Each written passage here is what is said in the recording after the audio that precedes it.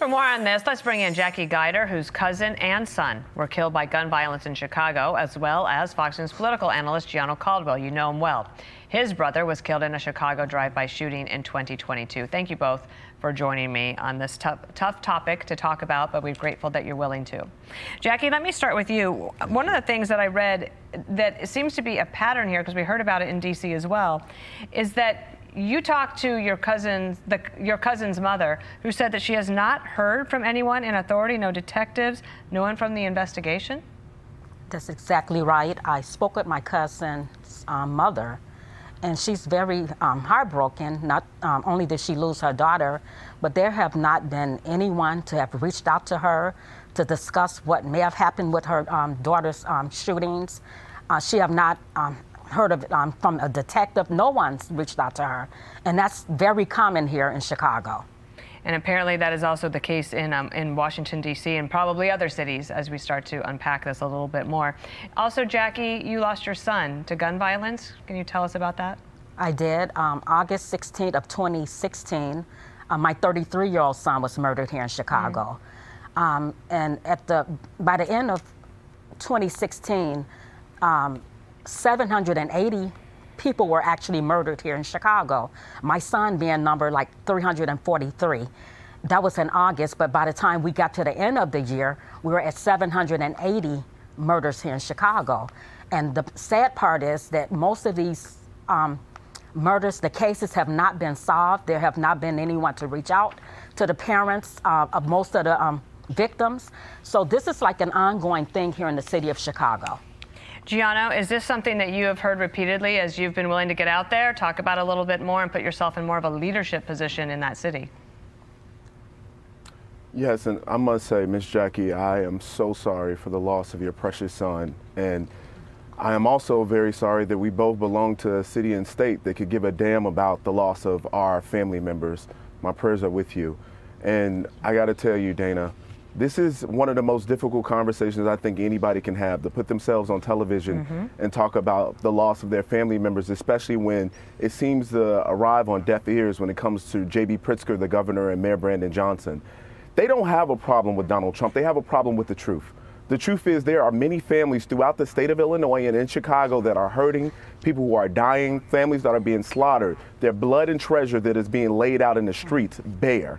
We must make a change, and that's why I am hopeful and prayerful that with this new potential order from President Donald Trump that we will see change. The people of Chicago don't care about personalities. They don't care about parties. They want to see solutions, and that's why I encourage President Trump to stay on this wave and continue to talk about Chicago, continue to talk about offering federal support, which could be the National Guard, the ATF, the DEA, and the FBI. Things need to change, and they need to change now. Let me jump in and ask Jackie your thoughts about what you think Chicago needs. Do you think federal help, if it comes in the form of a National Guard, would be helpful to try to get things back in order in Chicago?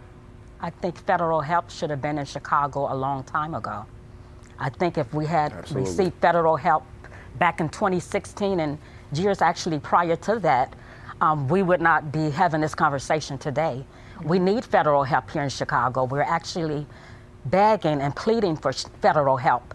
And for the powers that be that think we don't need federal help, I just feel like for them, it's pride.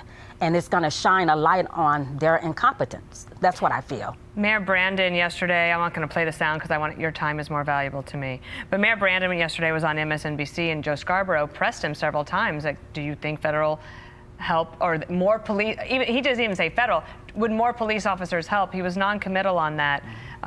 What would you like Mayor Johnson to know, Jackie? I would like Mayor Johnson to know that we need help in the city of Chicago. I would like him to know whether he's willing to send or agree to us getting that help. It's gonna be on him, but I'm praying that his heart will be turned toward the families, those that's suffering here, the mothers, the fathers, the brothers and sisters that's lost loved ones. This is not a game. The hearts of the people are broken. The tears are real. The nights of being up crying is real. It's a real thing. We've lost loved ones, and we are praying that we would have political officials that can have a heart for what's happening with us and our family members here as we put our trust in them to do their job and to serve, to protect, and to set an environment that's conducive to safety here. That's all we're asking. Let me ask you, Gianno, the AP says that 55% of Americans are completely or somewhat finding it acceptable to send in the National Guard. That's national number. I'm just asking you to guess. What would it be in Chicago? I think that it would be much higher than that. And the truth of the matter is there's been Democratic officials like LaShawn Ford who've called for the National Guard many, many years ago. The truth of the matter is Brandon Johnson wasn't willing to answer the question with Joe Scarborough, but I will. 5,000 police officers would make a tremendous difference so long as he's not handcuffing the police. That's why I started the Caldwell Institute for Public Safety at caldwellinstitute.org, because of the inaction of our elected officials across the country who have endorsed soft on crime policies, which have led to the murders of many people across our nation. It must come to an end, and it must come to an end now, Dana. All right, Jackie, there's a picture that we put up of your son, and he's smiling, and then I say, you smile, and he was a beautiful human, and I'm sorry for your loss. And Gianno, I don't know if you're there with her, but if you take her out for coffee, send me the bill, all right? Thank you, Dana. All right. I'll take care of the bill myself, though. Okay. Jackie, Gianno, thank you. Thank you for having me. Thank you. Hey everyone, I'm Emily Campagno. Catch me and my co-hosts Harris Faulkner and Kaylee McEnany on Outnumbered every weekday at 12 p.m. Eastern, or set your DVR. Also, don't forget to subscribe to the Fox News YouTube page for daily highlights.